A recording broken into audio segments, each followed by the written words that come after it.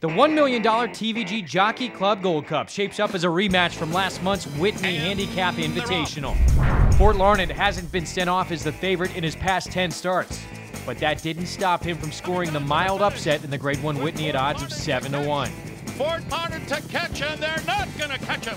Fort Larned the winner by a diminishing length and a half. Ron the Greek hasn't finished out of the exacta in his last 8 starts and enters this race as one of the top handicap horses in the nation.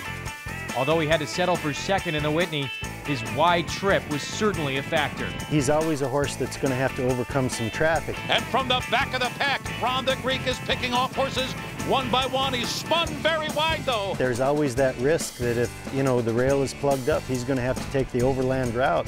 And that's what he had to do in the Whitney. Ron the Greek way out in the middle of the track. Bill Mott also feels that his record at the 1.25 mile distance bodes well for him turning the tables on Fort Larned. Well, I think one thing that's going to be maybe to our advantage this time could be the possible added furlong of the race. We have another 1/8 of a mile to try to run him down. Himbook finished 4th in the Whitney, but his trainer Shug McGahee believes that his affinity for Belmont Park could work in his favor here. Well, last year he won 2 overnight stakes here, like 1.25 miles over Belmont, fresh horse. I think he'll make a good count. So. Flat Out won this race last year for trainer Scooter Dickey.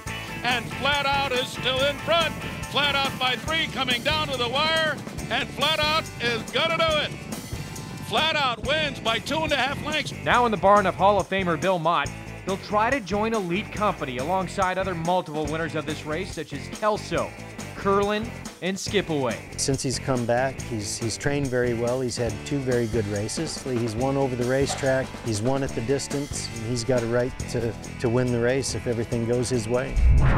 Trainer Todd Pletcher sends out San Pablo, who's dominated his competition in his past 2 starts by over 6 lengths combined. San Pablo and Krista Carlo pull away in the Island. And Ruler on Ice looks to get back in the winner's circle for the first time since his win in last year's Belmont Stakes. And that's the inside track for the Grade 1 TVG Jockey Club Gold Cup.